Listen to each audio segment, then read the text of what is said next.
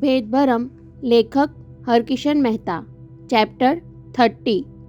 પણ દેશપાંડે, પ્રિયા ક્યાં? ધરતીકંપના આંચકાથી ફાટેલી જમીન ફરી પાછી સંધાઈને સમતલ થઈ જાય તેમ કબ્રસ્તાનની ચમત્કારક ઘટનાના પ્રત્યાઘાતમાંથી સ્વસ્થ થયેલા વિવેકે દોડતી મોટરસાયકલની ઘઘરાટી વચ્ચે દેશપાંડેના ખભા દબાવીને પૂછ્યું, જીવણાએ પ્રિયાની હાલત શું કરી હશે? એને ક્યાં રાખી હશે? સાંભળ્યું ન હોય તેમ દેશપાંડે મલકીને મૂંગા રહ્યા. ત્યારે પછવાડે બેઠેલા વિવેકનો ઉચાટ વધી ગયો. તમે કેમ કાંઈ બોલતા નથી? હજુય ભ્રમમાં તો નથી ને કે પ્રિયાને હું ઉઠાવી ગયો છું? વિવેક, ખરેખર તું પ્રિયાને એટલી બધી ચાહે છે? જવાબ આપવાને બદલે તમને આવો સવાલ પૂછવાનું સૂઝે છે? વિવેક, મને તો હતું કે કબ્રસ્તાનમાં મને જોતાની સાથે જ તું પ્રિયાની પૂરછા કરીશ. તેને બદલે 15 મિનિટ પછી પૂરછા કરે છે. મને ટટડાવો નહીં દેશપાંડે, મારો જીવ ચૂથાય છે. કહેતા જવાબ મેળવવાની અધીરાઈમાં વિવેકે પછવાડે દેશપાંડેના બંને ખભા જોશભેર હલબલાવી નાખ્યા. સમતોલપણું ગુમાવી બેઠેલી મોટરસાયકલ ફૂટપાથ તરફ ફંટાઈ ગઈ.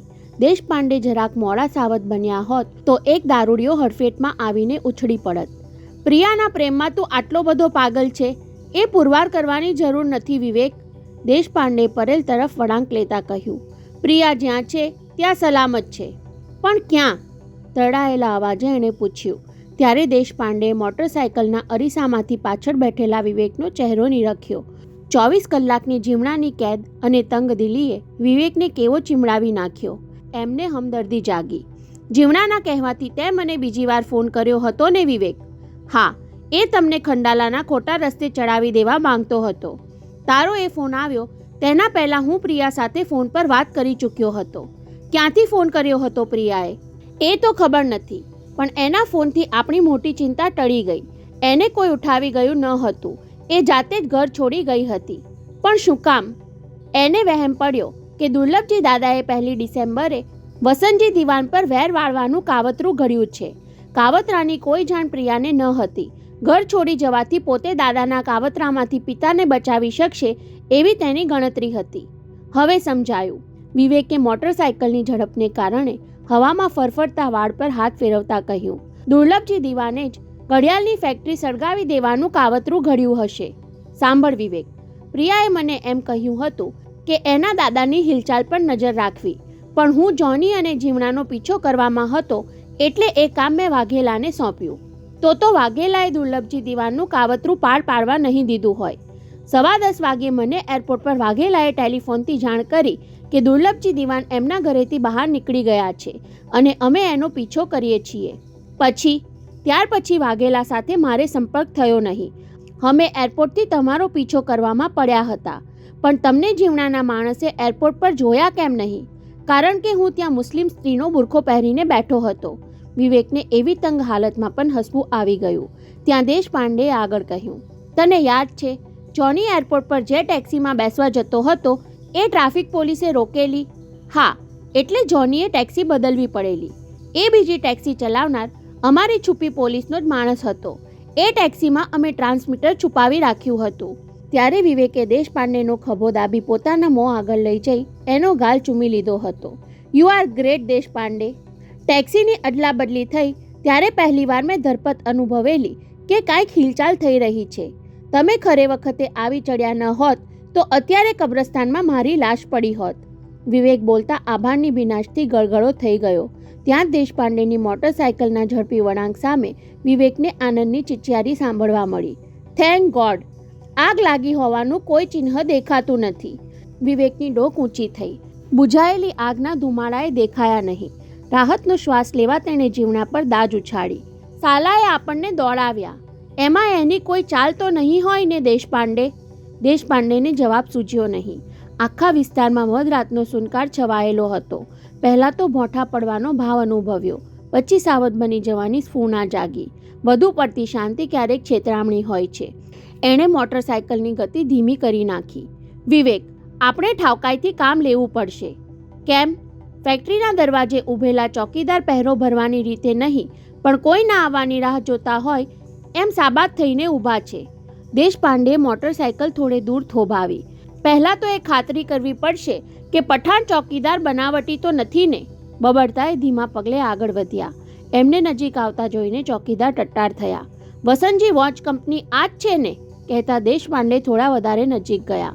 પઠાણ ચોકીદારે જવાબ આપવાના બદલે પહેલા આસપાસમાં એકબીજા સાથે અને પછી દેશપાંડેના પોલીસ પોશાક તરફ જોયું. એટલી વારમાં દેશપાંડે ચકાસી લીધું. અગાઉ 1-2 વાર પોતે ફેક્ટરી પર આવેલા ત્યારે આ પઠાણને જોયેલો. અમારે વસંતજી દિવાનનું કામ છે. ફેક્ટરી તો 11 વાગે બંધ થઈ જાય છે, એકે કહ્યું. તેમાં બીજાએ ટાપસી પુરાવી. શેઠ સાહેબ બંગલે હશે. ત્યાં સુધીમાં વિવેક દેશપાંડેની પડખે આવી પહોંચ્યો હતો. ફેક્ટરીના લોખંડી ગેટ પાછળ કમ્પાઉન્ડમાં પડેલી કાર પર નજર પડતા જ એણે દેશપાંડેના કાનમાં ફૂંક મારી. દુર્લભજી દિવાન અહીંયા જ છે. હવે દેશપાંડે પોલીસનો રૂઆબ વાપર્યો. અમને જાણ થઈ છે કે ફેક્ટરીને કોઈએ આગ લગાડવાનું કાવતરું ઘડ્યું છે. દુર્લભજી દિવાન ક્યાં છે? પહેલા વાક્ય બંનેને ચોંકાવ્યા અને બીજા સવાલે એકબીજાની સામે જોઈને સંતલસ કરતા કરી દીધા. ત્યારે દેશપાંડેએ રૂઆબની માત્રા વધારી. તમે દરવાજો ખોલો છો કે પછી? વાક્ય અધૂરું છોડી દઈ કમરપટ્ટાની રિવોલ્વર પર હાથ દાબીને એમણે આંખોમાં કડાકી ઉપસાવી તેની ધારી અસર થઈ. સાહેબ, અમે તો ચિઠ્ઠીના ચાકર. મોટા શેઠ અંદર છે પણ, બીજાએ કહ્યું. ત્યારે દેશપાંડે અને વિવેકે સામસામે જોઈ લીધું. બળજબરી વાપરવી નથી. પઠાણો ક્યારેક માલિકને ખાતર મોત વહોરી લેતા હોય છે. હોહા કરીને બહારવાળાને જગાડી દેવા નહોતા અને અંદરનારને ચેતવવા ન હતા. દેશપાંડેએ ઠાવકાઈ વાપરી. તમારા બેમાંથી એક અંદર જઈને મોટા શેઠને ખબર આપો કે પોલીસ ઉપરી દેશપાંડે વિવેકને લઈને અગત્યના કામસર આવ્યા છે. ત્યારે ફરી બંને સામસામે જોયું. સંકેતથી સમજૂતી કરી લીધી હોય તેમ દુબળા પઠાણે કહ્યું. સાબ, તમારી જેમ મોટા શેઠ પણ અડધા-પોણા કલાક પહેલાં આમ જ કહેતા ધસી આવ્યા હતા. શું કહેતા હતા? કે ફેક્ટરીમાં કોઈક આગ લગાડવાનું છે અને તમે બંને બહાર ઊભા છો. હવે વિવેક અને દેશપાંડે ચોંક્યા. દુર્લભજી દિવાન આગ લાગતી રોકવા આવ્યા હતા કે? અમે પણ એટલા માટે જ ધસી આવ્યા, પણ અહીં તો બધું શાંત છે. દેશપાંડે ઉલટી રીતે પૂછ્યું. કદાચ અમારી જેમ તમારા માટે મોટા શેઠને કોઈએ ખોટા ખબર આપીને ભડકાવ્યા હશે. નહીં સાહેબ, ખબર તો સાચા જ હતા. એક જણે કહેવા ન કહેવાની ગળમથલ સાથે બોલી નાખ્યું. પહેલાં તો અમે મોટા શેઠને અંદર જતા રોક્યા હતા, પણ એમના હાથમાં પિસ્તોલ અને લાલઘુમ ચહેરો જોઈને મામલો ગંભીર લાગ્યો. મોટા શેઠના હુકમથી અમે ફેક્ટરીના તાળા ખોલી આપ્યા. શેઠ અમારી પહેલાં અંદર ધસી ગયા. ત્યાં શું થયું? જિજ્ઞાસાએ દેશપાંડેના અવાજમાં ઉગ્રતા લાવી દીધી. કહે જલ્દી, શું થયું? સાહેબ, તમને કહેવામાં મોટા શેઠનો ડર લાગે છે અને ન કહેવામાં પોલીસની બીક પજવે છે, એમ કહેતા ઉમેર્યું. જેવા મોટા શેઠ અંદર ધસી ગયા કે અંદરની લાઇટની મેઇન સ્વિચ કોઈએ બંધ કરી દીધી. અંધારામાં શેઠે હાંક મારી. કોણ છે? કોણ છે અંદર? તેના અવાજમાં ફટકાનો અવાજ સંભળાયો. મોટા શેઠ ભોંય પર પછડાયા હોય એવો ધુબાકો થયો. ત્યાં સુધી આ ઉસ્માન બેટરી લઈ આવ્યો. રોશની કરીને જોયું તો મોટા શેઠ જમીન પર આડા પડ્યા હતા. એમના કપાળમાંથી લોહી વહેતું હતું અને બાજુમાં એક લાઠી પણ હતી. પછી ઉસ્માને એક માણસને પાછળના દરવાજેથી નાસી જતો જોયો. એ તેને પડકારી પીછો કરવા જતો હતો ત્યાં શેઠે રોક્યો. એનો પીછો કરવાની જરૂર નથી. પહેલાં તારા શેઠને બંગલે ફોન જોડ, એમને અહીં બોલાવ. ફરી પઠાણ અટકી ગયો. બધું પોતે એકલો કહી દે એ ઠીક ન લાગ્યું હોય તેમ એણે બીજા સામે ઇશારત કરી. હવે તું કહે ને. સાબ, 15 મિનિટ પહેલાં અમે શેઠને બંગલે ફોન જોડ્યો અને કહ્યું, મોટા શેઠ વર્ષો પછી પહેલીવાર આવા વખતે ફેક્ટરી પર આવ્યા છે અને તમને તાબડતોબ બોલાવે છે. કોઈએ એમના કપાળ પર લાઠી ફટકારી છે. તમે જલ્દી આવો. શેઠ બહુ ગુસ્સામાં છે. હાથમાં પિસ્તોલ રાખીને બેઠા છે અને બીજા કોઈને અંદર નહીં આવવા દેવાની મનાઈ ફરમાવી છે. તો પછી નાના શેઠ હજુ સુધી કેમ આવ્યા નહીં? આ સવાલ વિવેકના હોઠ પરથી પૂરો બહાર આવ્યો નહીં તે પહેલાં દૂરથી ધસી આવતી મોટરની હેડલાઇટના ઝબકારાએ બધાની આંખો આંજી નાખી. બ્રેકની હળવી ચીસ સાથે મોટર દરવાજાની લગોલગ પહોંચીને ઊભી હતી. આગલી સીટના એક દરવાજેથી વસંતજી દિવાન અને બીજા બારણેથી પ્રિયા બહાર ધસી આવ્યા. ઇન્સ્પેક્ટર દેશપાંડે, તમે અહીંયા? વસંતજી દિવાન એમની પાસે પહોંચ્યા એટલી વારમાં પ્રિયા વિવેક તરફ ધસી ગઈ. ક્યાં હતા તમે? એ હાંફતી હતી. સાથોસાથ વિવેકને જોઈને થોડી ધરપત થઈ હોય તેમ હસી પણ ખરી. કોણ ક્યાં હતું એ સવાલ જવાબનો અત્યારે વખત નથી પ્રિયા, કહીને વિવેક વસંતજી તરફ વળ્યો. દિવાન સાહેબ એકલા છે, હાથમાં પિસ્તોલ રાખી છે. એમને ઉશ્કેરાટનું કોઈ કારણ આપણે આપવું ન જોઈએ. એ તમે મારા ઉપર છોડી દો. પ્રિયાએ તેના પપ્પાને બોલવાનો મોકો આપ્યો નહીં. દાદાજી કઠોર હશે પણ ક્રૂર નથી, પણ હું તને એકલીને અંદર નહીં જવા દઉં. વસંતજીએ પ્રિયાનો હાથ પકડી લીધો. ક્રોધના આવેશમાં કઠોરતા અને ક્રૂરતાનો વિવેક વિસરાઈ જાય છે. પ્રિયા, નહીં પપ્પા, તમને જોઈને દાદાજી વિફરી બેસશે, પ્રિયા કહેતી હતી. ત્યાં વિવેકે વટલો રસ્તો દેખાડ્યો. પહેલાં હું અને પ્રિયા અંદર દાખલ થઈએ, તમે અને દેશપાંડે અમારી પાછળ પાછળ રહેજો. વસંતજીએ સંમત થવું પડ્યું. દેશપાંડેને એ ગળે ઉતરી ગયું. પઠાણ ચોકીદારોએ ઉઘાડેલા દરવાજામાં પ્રિયા અને વિવેક પ્રવેશ કરવા જતા હતા ત્યાં રસ્તા પર મોટરસાયકલની ઘઘરાટી સંભળાઈ. વિવેક, જરા થોભી જા, દેશપાંડેએ કહ્યું. વાઘેલા આવતા લાગે છે. એમની અટકળ સાચી ઠરી. સબ ઇન્સ્પેક્ટર વાઘેલા એના ઉપરી દેશપાંડેની હાજરીથી ચમક્યા. તેમ થોડી રાહત પણ અનુભવી. સારું થયું સાહેબ, આપ પણ આવી પહોંચ્યા. પણ વાઘેલા, તમને તો મેં દિવાન સાહેબ પર જાપ્તો રાખવા મોકલ્યા હતા. તેમના બોલવામાં ઠપકો નહીં, જિજ્ઞાસા હતી. છતાં વાઘેલાએ ફરજ ચૂક્યાનો હળવો નિસાસો નાખ્યો. સાહેબ, 10:15 વાગ્યાથી હું દિવાન સાહેબની મોટરનો પીછો કરતો રહ્યો. એ છેક બોરીવલી સુધી જઈ આવ્યા. મને લાગે છે કે એ નંદલાલને શોધવા નીકળ્યા હતા. ત્યાં પત્તો ન લાગ્યો એટલે મુંબઈ પાછા ફરતા 2-3 દારૂના અડ્ડાની આસપાસ ફરતા રહ્યા. કોલાબામાં એ કોઈ મકાનમાં ગયા ત્યારે હું ચા પીવા સામેની હોટલમાં ઘૂસ્યો. મને શું ખબર કે દિવાન સાહેબે પીછો છોડાવવા માટે તરકીબ અજમાવી હશે. થોડી વારે કોલાબાના એ મકાનમાં જઈને જોયું તો એમની મોટર ગાયબ. એ પાટલા દરવાજેથી સરકી ગયા હતા. તો પછી વાઘેલા, તમે અત્યાર સુધી ક્યાં હતા? ત્યારે વાઘેલાએ વસંતજી દિવાન તરફ નજર ફેરવી. સાહેબ, હું એમના બંગલા પર પહોંચ્યો. તમે મને ઈશારો કરેલો કે વસંતજી દિવાનને જિંદગીનું જોખમ છે. મને થયું હું હાજર હોઈશ તો દુર્ઘટના અટકાવી શકીશ. અને દેશપાંડે બાકીની કડી મેળવી લીધી. વસંતજી દિવાન મારતી મોટરે અહીં આવવા નીકળ્યા એટલે વાઘેલા અહીં સુધી એમનો પીછો કરતા આવ્યા. એ થોડા મોડા કેમ પડ્યા એનો ખુલાસો પણ વાઘેલાએ જ આપી દીધો. વસંતજી શેઠ બહુ તેજ મોટર ચલાવતા હતા અને રસ્તામાં મારી મોટરસાયકલ ખોટકાઈ ગઈ. ખરે વખતે જ સાલાએ દગો દીધો. નેવર માઇન્ડ વાઘેલા, મોડા પડવા છતાં તમે સમયસર આવી ગયા. દેશપાંડે એને ચોંકાવ્યા. દુર્લભજી દિવાન અંદર છે.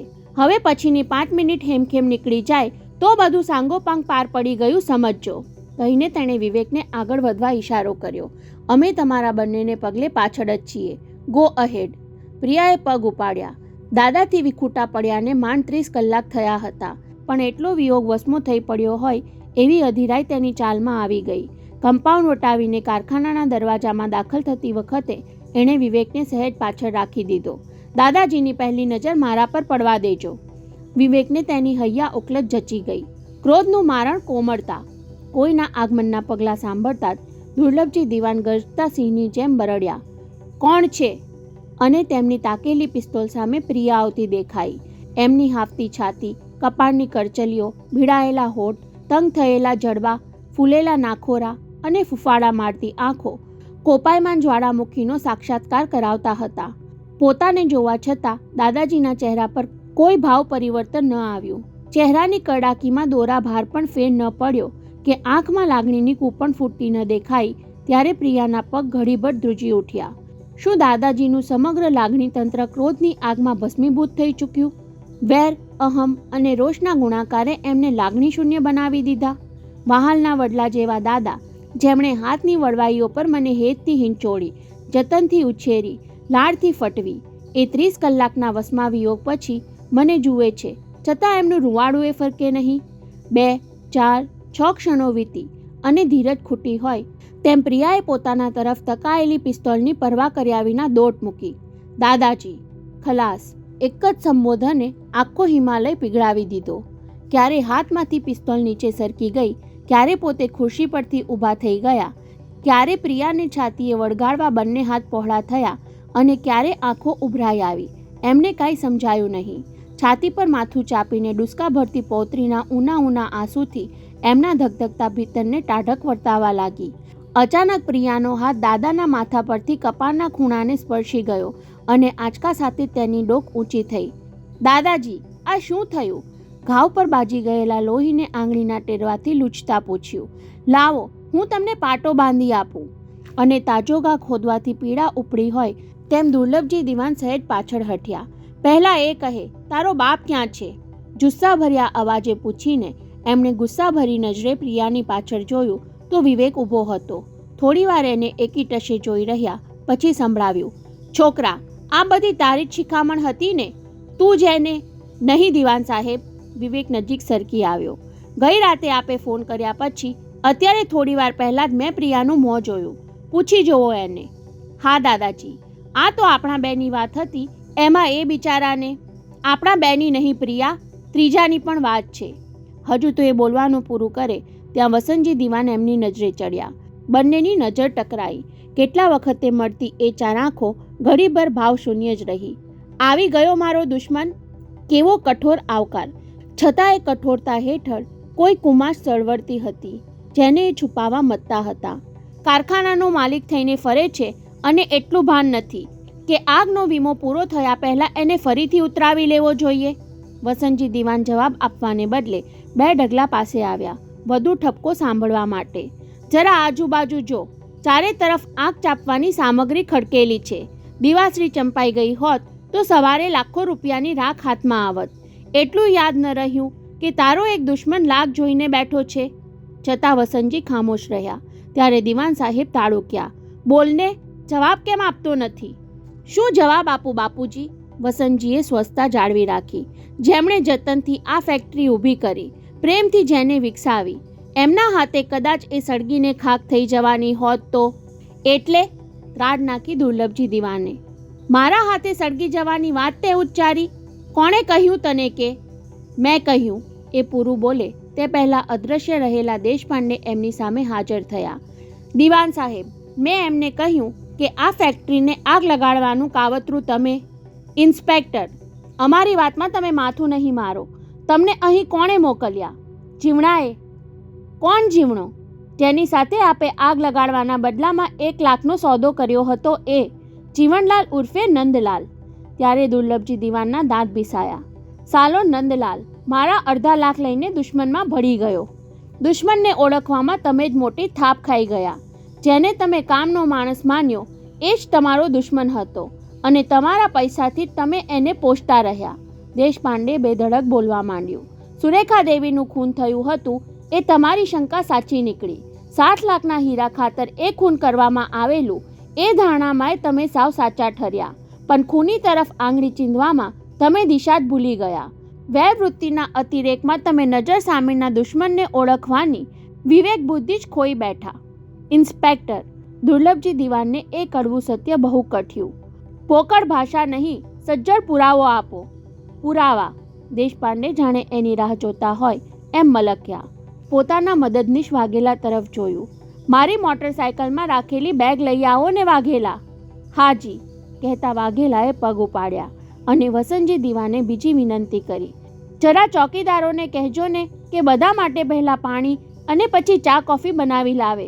ત્યારે વિવેકને યાદ આવ્યું કે પોતે 2.5 કલાકથી પાણી જ પીધું ન હતું. દેશપાંડે મંગાવેલી હેન્ડબેગ અને પાણીના ગ્લાસ સાથે જ આવ્યા. દિવાન સાહેબ, મને હતું કે આ પુરાવા લઈને મારે દિવાન સદનમાં આવવાનું થશે.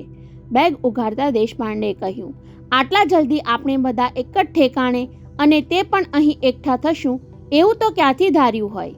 સૌનું ધ્યાન દેશપાંડે ઉઘાડેલી બેગ પર ચોંટેલું રહ્યું. અંદરથી ટેપ રેકોર્ડર ઉંચકીને એને ટેબલ પર મૂક્યું. ત્યારે પ્રિયા અને વિવેક સમજી ગયા કે દેશપાંડે કયો પુરાવો રજૂ કરવાના છે. મને લાગે છે કે આ ટેપ સાંભળતા પહેલાં આપણે સૌ ખુરશી પર આરામથી ગોઠવાઈ જઈએ. પ્રિયાએ દિવાન સાહેબને ખભે હાથ મૂકી ખુરશી પર બેસાડ્યા. બધાએ પાણી પીધું, પણ દુર્લભજી દિવાને ગ્લાસ તરફ હાથ લંબાવ્યો નહીં. પ્રિયાએ પાણી ધર્યું તો પણ ઇનકાર કરી દીધો અને દેશપાંડે ટેપ રેકોર્ડરનું બટન દાબ્યું. બધાના કાન સરવા થયા. પહેલાં ટેલિફોનની ઘંટડી વાગી, પછી વસંતજી દિવાનનો અવાજ સંભળાયો. કોણ? સુરુ? હું છું, હું વસંતજી. એટલું સાંભળતા જ વસંતજીની આંખો પહોળી થઈ અને દુર્લભજી દિવાનના હોઠ બીડાયા. ટેપ થયેલા ટેલિફોનના એક તરફી સંવાદ આગળ વધતા ગયા. પરદેશ ચાલી જવાની વાત, વિમાન ઉપડવાનો સમય, ઘડિયાળની ફેક્ટરીનું કરજ નહીં ચૂકવી શકવાની લાચારી, બાપને શરણે નહીં થવાની મક્કમતા અને પછી હીરાનો ઉલ્લેખ. સુરેખા દેવીની જીત સામે નમી પડવાનો દેખાવ, હીરા લઈને નીકળતી વખતે બાબુલનાથ પાસે ઊભેલા વિશ્વાસુ પરદેશીને લિફ્ટ આપવાની સૂચના. હજુ તો ટેપ ચાલુ હતી ત્યાં જકડાઈ ઉઠેલા વસંતજીએ વચ્ચે બોલવાની ચેષ્ટા કરી, પણ પ્રિયાએ પિતાનો હાથ પકડી લઈને રોક્યા. આંખોના સંકેતથી સમજાવ્યું, ધીરજ રાખો. પણ દુર્લભજી દિવાનની ધીરજ રહી નહીં. જુસ્સાભેર ખુરશીમાંથી ઊભા થઈ જઈ તેમણે કાચના ટેબલ પર જોરદાર પંજો પછાડ્યો. ઇન્સ્પેક્ટર, પુરાવો સાફ સાફ કહે છે કે મારી સુરેખા વહુનું ખૂન કરનાર કોણ છે અને તમે ખૂનીની વકીલાત કેમ કરો છો? તેમનો લાલગુમ ચહેરો જોઈને કાચો પોચો માણસ હેપતાઈ જાય. પણ દેશપાંડે જરાય અસ્વસ્થ થયા વિના ટેપ રેકોર્ડરનું બટન દબાવી બંધ કર્યું. મને હતું જ કે અવાજ પરથી તમે પણ ભરમાઈ જશો. ત્યાં વસંતજીએ દબાવી રાખેલો વિરોધ ઉછાળ્યો. એ અવાજ મારા જેવો છે, પણ મારો નથી. દુર્લભજીએ બધાની વચ્ચે આધેડ વયના પુત્ર સામે દાંતથી દાંત પીસ્યા. પ્રિયા વચ્ચે ન હોત તો પોતાનો પંજો પણ વસંતજી તરફ ઉગામી દીધો હોત. આ અવાજ વસંતજીનો નથી, દેશપાંડેએ કહ્યું. તો પણ માનવા તૈયાર ન હોય તેમ એમણે હોઠ ભીડેલા રાખ્યા. હવે બીજી ટેપ સાંભળો, કહેતા તેમણે ટેપ રેકોર્ડરમાંથી કેસેટ કાઢીને બીજી ચડાવી. બટન દાબતા ટેલિફોનની ઘંટડી વાગી. પછી રિસીવર ઊંચકતા ઘંટડી બંધ થઈ ગઈ અને હેલો સંભળાયું. દુર્લભજી ચોંક્યા. એ પોતાનો જ અવાજ હતો. જવાબમાં સામેથી વસંતજીનો અવાજ સંભળાયો ત્યારે બધા સ્તબ્ધ થઈ ગયા. પિતા પુત્ર વચ્ચે ટેલિફોન પરની આ વાતચીત ક્યારે થઈ હશે? પણ વસંતજી દિવાનના ધમકી ભર્યા અવાજે પ્રિયા અને વિવેકને સુદ્ધા ટટ્ટાર કરી દીધા. વાતચીતની શરૂઆત જ ધમકીથી થઈ. તમે મજૂરોને ચડાવી મારી ફેક્ટરીમાં હડતાલ પડાવી, પણ એમાં તમે ફાવશો નહીં. હું તમને 24 કલાકની મુદત આપું છું. હડતાલ પાછી નહીં ખેંચાય તો તમારી પૌત્રી અને મારી પુત્રી પ્રિયાનું અપહરણ કરતા હું અચકાઈશ નહીં. ધમકી પૂરી થાય અને વસંતજી કે દુર્લભજી બેમાંથી કોઈ કાંઈ બોલી ઉઠે એ પહેલાં દેશપાંડે સંભળાવ્યું. આ અવાજ પણ નકલી છે દિવાન સાહેબ. વસંતજી દિવાનને બદલે બીજા કોઈએ તમને ધમકી આપી હતી. બીજા કોઈએ એટલે કોણે? જેને તમે ઘડિયાળની ફેક્ટરીમાં હડતાલ પડાવવા માટે પૈસા આપ્યા હતા એ નંદલાલે. ચોંકી ગયા દિવાન સાહેબ, છતાં એવું કડવા દીધા વિના દલીલ કરી. પણ મેં એને હડતાલ પાડવાના પૈસા આપ્યા હોય તો આવી ધમકી આપવાથી એને તો નુકસાન જ જાય. હડતાલ ચાલુ રહી હોત તો એને બીજા 25,000નો ફાયદો થાત. એટલે તમે જ હડતાલ પડાવી હતી એ તો નક્કી થઈ ગયું. દેશપાંડે દિવાન સાહેબને એમના જ શબ્દોથી ઉઘાડા પાડીને વાત વાળી લીધી. એ હડતાલ લાંબો સમય ચાલી શકે તેમ ન હતી. મજૂર યુનિયનમાં મતભેદ થયો હતો. વફાદાર માણસોએ કામે ચડી જવાની ધમકી આપી હતી. એટલે નંદલાલે તમારી સાથે આ ચાલ અજમાવી. તેમાં એને બીજો લાભ એ થયો કે પિતા પુત્ર વચ્ચેની અંટસ વધી ગઈ અને ભવિષ્યમાં તમારી પૌત્રી પ્રિયાને ઉઠાવી જવાની પૂર્વ તૈયારી પણ થઈ ગઈ. પરંતુ દુર્લભજી દિવાનનું દ્વેષીલું મન નમતું જોખવા તૈયાર થયું નહીં. આ બધું મને તો અનુમાનના તુક્કા જેવું લાગે છે, કહેતા એ ઊભા થયા. ચાલ પ્રિયા, આપણે ઘેર જઈએ. નહીં દિવાન સાહેબ, તમે સત્યથી દૂર ભાગવા માંગો છો, પણ એક પોલીસ અધિકારીની રૂએ હું તમને રોકી શકું એમ છું. સાંભળીને દુર્લભજી દિવાનના જડબા તંગ થતા દેખાયા, પણ દેશપાંડે ડગ્યા નહીં.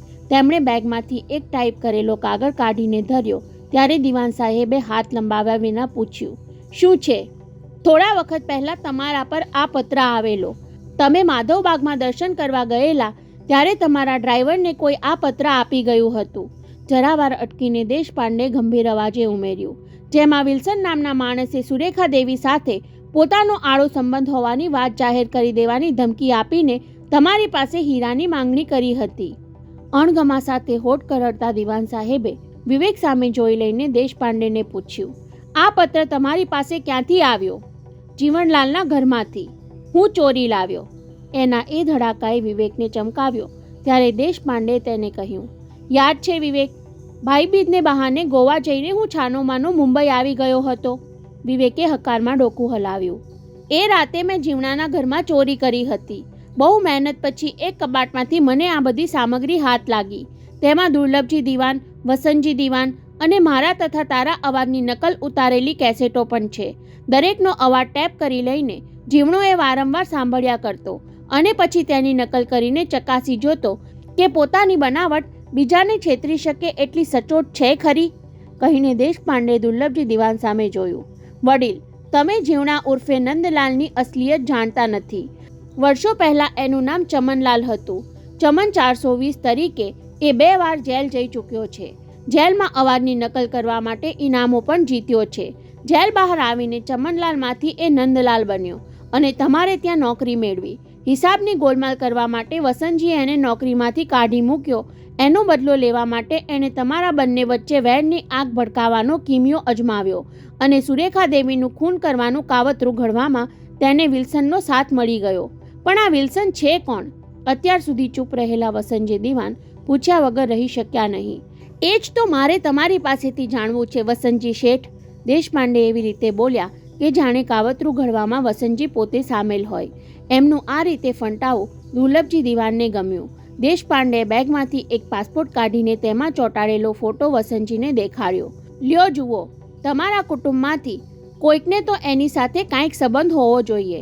વિવેક અને પ્રિયાએ માન્યું કે હમણાં વસંતજી દિવાન માથું ધૂણાવી દેશે. હું આને ઓળખતો નથી. તેના બદલે પાસપોર્ટનો ફોટો ચોકસાઈથી જોવા માટે વસંતજી નજર સતેજ કરતા દેખાયા. અરે, એમના અડધા ઉઘાડા મોંમાંથી ઉદ્ગાર નીકળ્યો ત્યારે સૌ સાબાદ બની ગયા. દેશપાંડે, તમારા જીવનલાલની જેમ આ માણસે પણ નામ બદલ્યું છે. આ તો વિલ્સન નહીં, વિલિયમ છે. કોણ વિલિયમ? એવું પૂછાય ત્યાર પહેલાં એમણે દુર્લભજી દિવાન તરફ પાસપોર્ટ સરકાવતા સાંભળ્યું. બાપુજી, તમે એને ઓળખી જશો. સ્વિટ્ઝરલેન્ડવાળી મારિયાનો પતિ વિલિયમ બર્ટન. સાંભળતા જ વિવેક અને દેશપાંડેની આંખો ચમકી ઉઠી.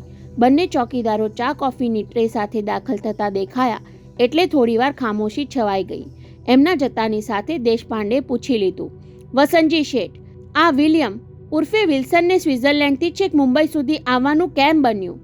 માત્ર સુરેખા દેવીનું ખૂન કરવા? ના, કહીને વસંતજી અટકી ગયા. પહેલા પિતા સામે અને પછી પ્રિયા તરફ એક નજર કરી લઈને ઉમેર્યું, બાપુજી, તમને તો યાદ હશે, મારિયા મારી સાથેના સંબંધને કારણે માં બનવાની હતી. તમે અમારી વચ્ચેનો સંબંધ તોડાવી નાખવા માટે સ્વિટ્ઝરલેન્ડ પહોંચી ગયા. મારિયાને તમે 1 લાખ પોન્ડનો બદલો ચૂકવીને આવેલા. આ રકમના હીરા ખરીદીને મારિયાએ તેના ભાવિ સંતાન માટે સેફમાં મૂકી રાખ્યા. લીઝાના જન્મ પછી મારિયા જાજુ જીવવાની ન હતી. મળતા પહેલા એ પુત્રી પર એક પત્ર લખતી ગઈ હતી જે લીઝાએ 18 વર્ષ પૂરા કર્યા પછી જ વાંચવાનો હતો. પુખ્ત વયે પહોંચેલી લીઝા પત્ર વાંચીને ભારત દોડી આવી કારણ કે પત્રમાં એની માં લખી ગઈ હતી, તારા ખરા પિતા વસંતજી દિવાન છે. તને એ અપનાવે અથવા તું એમને તારા પિતા તરીકે સ્વીકારે એ તમારા બંનેની મરજી છે, પરંતુ એકવાર તું એમને જરૂર મળી આવજે. બોલતા બોલતા ગળગળા બની ગયેલા વસંતજીએ થોડું રોકાવું પડ્યું. દુર્લભજી દિવાન ઊંચું જોયા વિના સાંભળતા હતા. પ્રિયાની આંખોમાં ભીનાશ છવાતી જતી હતી. કડું ખંખેરીને વસંતજી આગળ વધ્યા. લીઝા એની માતા મારિયાનો પત્ર લઈને ભારત આવી. પત્ર વાંચીને મને સૌથી વધુ રોષ બાપુજી તમારા ઉપર જાગ્યો હતો. 18 વર્ષ સુધી હું એવા જ ભ્રમમાં વલોવાતો હતો કે પૈસાને ખાતર મારિયાએ મારા પ્રત્યેના પ્રેમનું લીલામ કરી નાખ્યું. પોતાની પુત્રી 18 વર્ષ સુધી પરાયાના આશરે ઉછરી. હું લીઝાને લઈને દિવાન સદન આવ્યો. તમને મારિયાનો પત્ર વાંચવા આપ્યો, પણ પસ્તાવો કરી દેવાને બદલે તમે તો લીઝાને તરછોડી દેવા જેટલા નિર્દય બની ગયા. મારે તમને બધાને ત્યજી દઈ લીઝાને અપનાવી લેવા સિવાય બીજો કોઈ માર્ગ રહ્યો નહીં. લીઝા 3 વર્ષ મારી સાથે રહી, તેમાં 6 મહિના અહીંયા અને 6 મહિના જીનીવા રહેતી. મારિયાનો પતિ વિલિયમ જાણતો હતો કે લીઝા 21મા વર્ષે લાખોના હીરાની માલિક બનવાની છે. એ લીઝાને કોઈ પણ હિસાબે પોતાના કબજામાં રાખવા માંગતો હતો, પણ લીઝા મને છોડવા માંગતી ન હતી. તેને ખબર પડી ગઈ કે હું આર્થિક સંકટમાં આવી પડ્યો છું. ત્યારે હીરા લઈને ભારત આવવા જીનીવાથી નાસી છૂટી, પણ લંડન પહોંચી ત્યારે ખબર પડી કે વિલિયમ ઉર્ફે વિલ્સન તેનો પીછો કરી રહ્યો છે. લીઝા તેનો પીછો છોડાવી લંડનમાં છુપાઈ રહી ત્યારે વિલિયમે માની લીધું કે લીઝા હીરા લઈને મુંબઈ સરકી આવી છે, એટલે વિલિયમ મુંબઈ આવ્યો હશે. અને બસ વસંતજી શેઠ, દેશપાંડે અધીરાયભેર અધવચ્ચે બોલી ઉઠ્યા. મહત્વની ખૂટતી કડી મળી ગઈ. હવે આગળ હું કહું. વિલ્સનના નામના બનાવટી પાસપોર્ટ સાથે વિલિયમ મુંબઈ આવ્યો ત્યારે ખબર પડી કે લીઝા મુંબઈ આવી જ નથી. લીઝાના હીરા ગુમાવી બેસવાનો બદલો એ તમારા પર વાળવા માંગતો હશે, પણ ત્યાં એને નંદલાલ ઉર્ફે જીવનલાલનો ભેટો થઈ ગયો.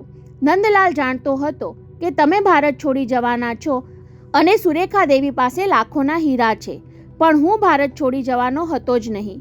વસંતજીએ ચોખવટ કરવી પડી. લીઝાએ લંડનથી ફોનમાં કહેલું કે હું મુંબઈ આવું છું. એની જાણ કોઈને થવી ન જોઈએ, એટલે મારે દેખાવ કરવો પડ્યો કે હું ભારત છોડી જાઉં છું. અને વસંતજી શેઠ, તેનો લાભ જીવણાએ ઉઠાવ્યો. તમારા અવાજથી ફોન કરીને સુરેખા દેવીને હીરા સાથે એરપોર્ટ આવવા મનાવી લીધા. જીવણાએ ખૂન કરવાનું વિલિયમ ઉર્ફે વિલ્સનને સોંપ્યું. સુરેખા દેવીએ વિલ્સનને બાબુલનાથ પર સિટ્રોનમાં લિફ્ટ આપી. અગાઉથી ગોઠવ્યા મુજબ એક ટ્રક સિટ્રોનનો પીછો કરતી રહી. પ્રભાદેવી પહોંચતા સુધી વિલ્સન અને સુરેખા દેવી વચ્ચે બોલાચાલી કે ખેંચતાણ થતી રહી. સિદ્ધિવિનાયક મંદિર સામેની સડક પર સુરેખા દેવીને સિટ્રોનમાંથી બહાર ફેંકી દઈ પાછળ આવતી ટ્રક નીચે કચડી નાખવાનું નક્કી થયું હતું, કારણ કે જીવણો 3538 નંબરની ટેક્સીમાં એ જ સ્થળે પેટ્રોલ પંપ પર રાહ જોતો બેઠો હતો. સિટ્રોનના ડાબી તરફના દરવાજાથી સુરેખા દેવીને સડક પર ફગાવી દઈ વિલ્સન હીરા જૂટવીને જમણી બાજુના દરવાજેથી બહાર નીકળી ગયો. સડકની ગટરનું ઢાંકણું અગાઉથી ઉઘાડું રાખવામાં આવેલું. તેમાં વિલ્સન ઉતરી ગયો અને સુરેખા દેવીને કચડી નાખનાર ટ્રકનો જીવણાએ ટેક્સીમાં પીછો પકડ્યો. તેનો ઈરાદો ટ્રક ડ્રાઈવરને પકડીને પોલીસના હાથમાં સોંપી દેવાનો ન હતો, પણ હંમેશને માટે એને બોલતો બંધ કરી દેવા એણે પીછો પકડ્યો હતો. જીવણાનું એ કામ પણ આસાન બની ગયું. મારી નાખવાની કામગીરી બજાવવાના બોજાને લીધે ટ્રક ડ્રાઈવરે નશો કરેલો એટલે ગુનો કરીને નાસી છૂટવાના ઉચ્ચાટમાં સમતોલનપણું જાળવી શક્યો નહીં. ટ્રક ખાડામાં ઊંધી વળી અને ડ્રાઈવર ત્યાં જ મૃત્યુ પામ્યો. એક શ્વાસે બોલતા દેશપાંડે સહેજ અટક્યા. ત્યારે દિવાન સાહેબની ડોક ઊંચી થઈ. તેમની આંખોમાં લાલાશ ઘેરાતી હતી. પછી શું થયું ઇન્સ્પેક્ટર? ત્યારે દેશપાંડે કાંડા ઘડિયાળમાં જોયું. 2:30 વાગી ગયા હતા. પોતાને પોલીસ ચોકીએ પહોંચવાનું હતું. પંચનામાની વિધિ પતાવવાની હતી. વિસ્તારથી કહેવાનો અવકાશ ન હતો. છતાં સિટ્રોન કારમાં વિવેકને સુરેખા દેવીનું પ્રેત દેખાયું ત્યાંથી શરૂ કરીને કબ્રસ્તાનમાં જીવણાની ધરપકડ થઈ ત્યાં સુધીનું બયાન ઝપાટાભેર કહી સંભળાવીને ખિસ્સામાંથી ટચુકડું ટેપ રેકોર્ડર કાઢ્યું. હવે જીવણાનો એકરાર સાંભળો. અને ટેપ ચાલુ થઈ. એ હીરા માટે વિલ્સને એક બાઈનું ખૂન કર્યું. ખૂનને અમે અકસ્માતમાં પલટાવી દીધું. વિલ્સનને ગટરમાંથી નાસી જવાનો રસ્તો મેં શોધી કાઢ્યો. પોલીસને ઊંધા રવાડે મેં ચડાવી. ને તું કહે છે કે અમે માલ પચાવી પાડવા આવ્યા છીએ? હટી જા વિવેક. તારી જેમ જોહની પણ ઘણું બધું જાણે છે. સુરેખા દેવીના ખૂનનો ભેદ જાણી જવાની કિંમત તારે પણ ચૂકવવાની છે. બેવકૂફ, તું પણ આ કબ્રસ્તાનમાં દટાઈ જવાનો. જેવું ટેપ રેકોર્ડર વાગતું બંધ થયું કે દુર્લભજી દીવાને નીચે પડેલી પિસ્તોલ પર ઝાપટ મારી. દેશપાંડે, મને એ નંદલાલ પાસે લઈ જાઓ. બોલતા બોલતા એમના દાંત ભીસાયા. એણે મારી વહુને નિર્દય રીતે મારી નાખી. હું એના શરીરને ગોળીઓથી વીંધી નાખીશ. નહીં વડીલ, દેશપાંડે એમના હાથમાંથી પિસ્તોલ સરકાવી લઈને પ્રિયાને સોંપી દેતા કહ્યું. જીવણો હવે કાનૂનના કબજામાં છે. તમે કે હું એને કાંઈ જ કરી શકીએ નહીં. સુરેખા દેવીનો એક ખૂની ટ્રક ડ્રાઈવર પોતાના જ પાપે કમોતે ભેટ્યો. બીજો વિલ્સન હીરા પચાવી શક્યો નહીં અને કબ્રસ્તાનમાં દટાઈ ગયો. હવે આ જીવણાના નસીબમાં શું લખાયું છે કોને ખબર? કહીને એમણે દિવાન સાહેબ તરફ હાથ લંબાવ્યો. આપ મને રજા આપો. જતાં જતાં આપને એક વિનંતી કરતો જાઉં છું. પોલીસના બયાનમાં જીવણો જરૂર એ કહેવાનો કે ફેક્ટરીને આગ લગાડવાનું કામ તમે જ એને સોંપ્યું હતું, પણ આગ લાગી નથી. વસંતજી દિવાન એવી કોઈ ફરિયાદ કરવાના નથી એટલે મામલો આગળ વધશે નહીં. પૂછપરછ થાય તો તમે બોલવામાં ધ્યાન રાખજો. છેલ્લા વાક્યે દુર્લભજી દિવાનને પીગળાવી દીધા. મન મક્કમ કરીને તેમણે આંખોને તો ભીની થવા ન દીધી, પણ અવાજ ગળગળો થઈ ગયો. ઇન્સ્પેક્ટર, તમે આજે મારા જીવનની બહુ મોટી આગ ઓલવી નાખી. નહીં દિવાન સાહેબ, મેં તો પોલીસ તરીકે ફરજ બજાવી, પણ વિવેકને કાંઈ જ લાગતું વળગતું ન હોવા છતાં એણે જીવનું જોખમ વહોરી લીધું હતું. કેટલીની ઠરી ગયેલી ચા કોફી કોઈને યાદ ન આવી. દેશપાંડે અને વાઘેલાની વિદાય પછી 2-4 ઘડી સ્તબ્ધતા છવાઈ ગઈ. બોલવાની પહેલ કોણ કરે, શું બોલે, એવી ગળમથલ વચ્ચે દુર્લભજી દીવાને પ્રિયાના ખભા પર એક હાથ મૂક્યો. ચાલો ઘેર જઈએ. ત્યારે પ્રિયાએ વસંતજી દીવાન અને વિવેક સામે જોયું. બધા સમજતા હતા કે નાજુક ઘડી આવી પહોંચી છે. દુર્લભજી દીવાને બીજો હાથ વિવેકના ખભા તરફ લંબાવ્યો. વિવેક, તું પણ ઘર સુધી સાથ આપજે. નજીક સરકીને વિવેકે એમને ખભાનો ટેકો આપ્યો, પણ કહ્યા વગર રહી શક્યો નહીં. દાદાજી, 2 રાતથી હું ઘેર ગયો નથી. બા ચિંતા કરતા હશે. એક ફોન કરી લઉં? અને દુર્લભજી દીવાનની આંખો ચમકી ઉઠી. કાંઈક યાદ આવ્યું હોય તેમ એમણે ટેબલ પર પડેલા ટેલિફોનનું ચકરડું ગુમાવ્યું. રાતના 3 વાગ્યા હોવા છતાં સામેથી ફોન ઉચકતા જરાય વાર ન લાગી. કોણ, વિદ્યાબહેન? વિવેકને ફોન આપવાના બદલે તેમણે જ વાત ચાલુ કરી દીધી. હું દુર્લભજી દીવાન વાત કરું છું. તમારો વિવેક અત્યારે મારી પાસે જ ઊભો છે. મારા કામસર જ એ 2 રાતથી ઘેર આવી શક્યો ન હતો, એ માટે તમારી માફી. સામેથી વિદ્યાબહેન કંઈક કહેવા માંગતા હતા, પણ દિવાન સાહેબે એમને બોલવા ન દીધા. જુઓ, કાલ સવારે હું તમારે ઘેર આવવા માંગુ છું. મારી પૌત્રી પ્રિયાનું માંગુ નાખવા માટે આવું છું. બોલો, ફાવશે ને? વિદ્યાબહેન જવાબ આપતા ખચકાઈ ગયા. ત્યારે દિવાન સાહેબે રિસીવર વિવેકને સોંપી દીધું. કદાચ એ તને પૂછવા માંગતા હશે. ફોન પર 5 મિનિટ સુધી વિવેકે સાંભળતા જ રહેવું પડ્યું. માનો ઉચાટ, એમની લાગણી, પુત્રનો અવાજ સાંભળીને અનુભવેલી ધરપતનો ઉભરો. છેવટે વિવેકે કહેવું પડ્યું, બા, હું 2 કલાકમાં જ ઘેર આવી પહોંચું છું. પછી નિરાતે તને બધું સમજાવીશ. રિસીવર મૂક્યું એટલે દિવાન સાહેબે પૂછ્યું, શું કહે છે તારી બા? સવારે અમે ઘેર આવીએ ને? વિવેક અને પ્રિયાની નજર મળી. હૃદયની ઝંઝણાટી બંને માન છુપાવી શક્યા. દિવાન સાહેબ, સવારે ઘેર જરૂર પધારો, પણ એકલા કન્યાના દાદા નહીં, પ્રિયાના પિતાને આવવું પડશે. આપને આ મારી આજીજી છે, શરત નહીં. અને દુર્લભજી દિવાન ટટ્ટાર થયા. પ્રિયાની બાજુમાં ઊભેલા વસંતજી તરફ નજર કરી. વર્ષો પછી પહેલીવાર એમની દ્રષ્ટિમાં પુત્ર પ્રત્યે વેણને બદલે વાત્સલ્ય ઉભરાયું. વિવેક, મેં તને કહ્યું એ તે બરાબર સાંભળ્યું નથી લાગતું. સવારે અમે ઘેર આવીએ એમ મેં પૂછ્યું હતું. અમે એટલે કન્યાનો બાપ અને દાદો. બોલતા બોલતા એમનાથી મરકી જવાયું. ત્યારે પ્રિયાની આંખો હર્ષના આંસુથી ઉભરાઈ આવી. પિતાની છાતીએ વળગીને તે ધ્રુસકે ધ્રુસકે રડી પડી. દિવાન સાહેબ, વિવેકે બીજી વાત ઉચ્ચારી, હજુ એક વ્યક્તિની ગેરહાજરી ખટકે છે. સાંભળતા ત્રણેય તેની તરફ જોયું. વિવેકના ચહેરા પર વ્યગ્રતા દેખાઈ. બોલતા પહેલા તેણે ગળું ખંખેરવું પડ્યું. લીઝા આપણી વચ્ચે નથી. તમે રજા આપો તો એને પાછી લઈ આવવા માટે હું કાલે જ રવાના થઈ જાઉં. પણ વિવેક, લીઝાનો પત્તો? વસંતજી દિવાન વચ્ચે કહેવા ગયા ત્યારે વિવેકે અધૂરું વાક્ય ઉંચકી લીધું. એના ઠેકાણાની મને ખબર તો નથી, પણ મારું અનુમાન સાચું હશે તો 2 દિવસમાં જ લીઝાનો ભેટો થઈ જશે. વસંતજી દિવાને આભારવશ નજરે વિવેક સામે જોયું અને ચારે જણાએ દિવાન સદન જવા માટે એકી સાથે જ પગ ઉપાડ્યા.